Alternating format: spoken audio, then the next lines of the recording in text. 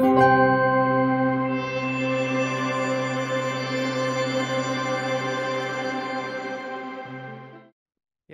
thank you for inviting me as a friend of John DeLu, as a IFARM ambassador, as a supporter of and a biodynamic farmer. I'm for sure not a climate farmer, unfortunately. But I can tell you a story.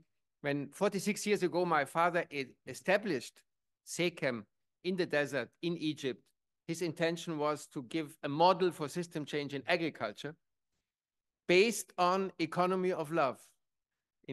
Not inspired most probably by Martin, but in the same line.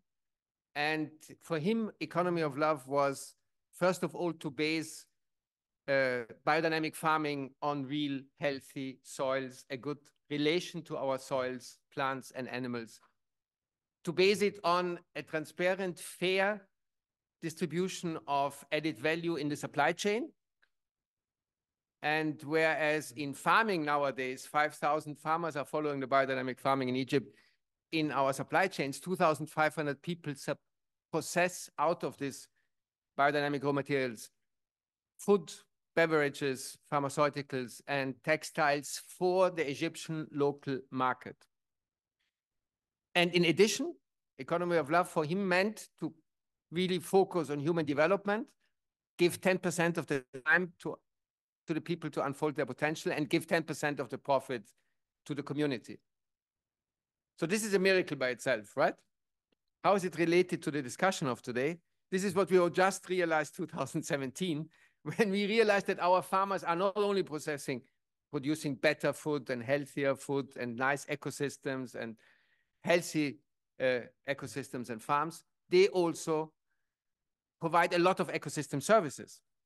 And in this discussion, we could recognize that in Egypt, for example, where every single acre is emitting an average 5 tons of CO2 equivalent, carbon, whatever, our farmers, in average, sequester or avoid the emittance of 6 to 10 tons per acre. And this is, when you hear it, of course, a lever for system change, because going from emissions to sequestration, and sequestration in soils, in trees, agroforestry systems, of course, applied, or processing out of waste the black gold for our farmers, compost, methane avoidance, and so on, is something which could be used to help more farmers to convert to organic farming, not having a higher cost, as everyone assumes, which is anyhow a Maya, but on the shelf shows itself like this. So what we did, we included in our economy of love standard whole system carbon credits. So when you do all this, what I'm just saying now, focusing on people, community, agriculture, and then we also verify, validate, monitor the existing carbon sequestration in your farm, and then you get economy of love carbon certificates.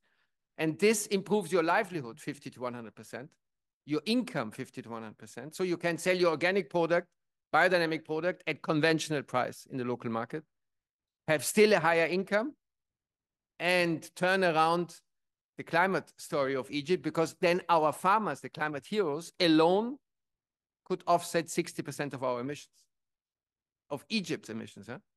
So this is the story which we are now promoting, why I'm here. This is, I told at COP27, I'm here again telling it at COP28. It's a potential for system change, and we are now upscaling it. We started last year to 2,000, it succeeded. We are now working on 40,000. And then in 2028, when we meet again at the 4 per 1,000 conference, I will tell you we are going to 250,000. Then this would be the tipping point, 20% of Egypt's agriculture. We believe that then it could be relevant for system change. The same can happen everywhere, we believe. We do not have to wait for the negotiators there. As social entrepreneurs, as farmers, as civil society, we can just move. Use the current mechanisms to achieve miracles everywhere. Thank you.